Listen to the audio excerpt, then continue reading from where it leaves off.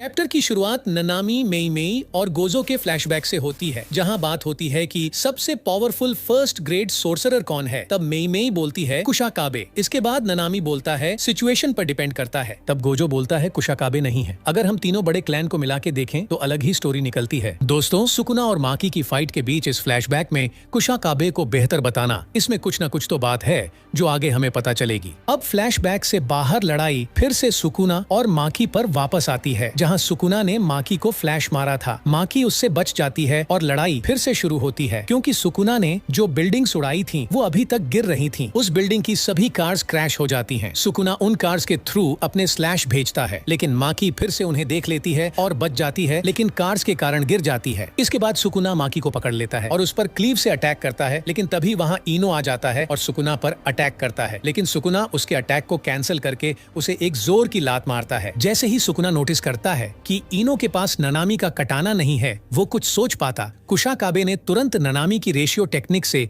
Sukuna पर हमला कर दिया। अब यहाँ पर माकी को बचाने इनो आया, फिर इनो को बचाने कुशाकाबे भी एंट्री कर चुका है, लेकिन सुकुना इनका प्लान पहले ही समझ चुका था और उनके प्लान पर पानी फेर देता है। यहाँ पर हमें राइटर के थ्रू ये बताया जाता है कि गोजो के मरने के बाद काशिमो हिगुरुमा और यूता के साथ सुकुना ने केवल मनोरंजन ही किया है, लेकिन अगर वह किसी के साथ फाइट करना चाहता है तो वो है माकी, जिसका जन्म हेवनली रिस्ट्रिक्शन के साथ हुआ है। किंग ऑफ कर्सेस सच में उससे फाइट करना चाहता है। मुझे समझ नहीं आता यूजी को किस लिए हीरो बनाया गया है। सुकुना के मनोरंजन में भी उसका नाम नहीं आ रहा। इसके बाद फाइट में माकी एक पिलर को काट के सुकुना की तरफ उसे लात मारती है, लेकिन वह स्पीड से वहां से आकर माकी का फेस पकड़कर उसे बिल्डिंग से बाहर फेंक देता है। इसके बाद सुकुना माकी की तारीफ करते हुए कहता है कि वह आधे गधे की तरह नहीं है। वह यूजी को आधा गधा बोलता है। कितना बेइज्जती करता है ये यूजी की। सुकुना के अटैक से माकी का फेस डैमेज हो जाता है। तब सुकुना चिल्लाता है कि यह फाइट तय करेगी कौन अधिक चमकने के योग्य है। वह बोलता है कि ये जुजुत्सु है या फिजिकल बॉडी। वह माकी से प्रभावित होता है। कुल मिला के बोले तो उसे माकी के साथ लड़ने में मजा आ रहा था। इसके बाद माकी देखती है कि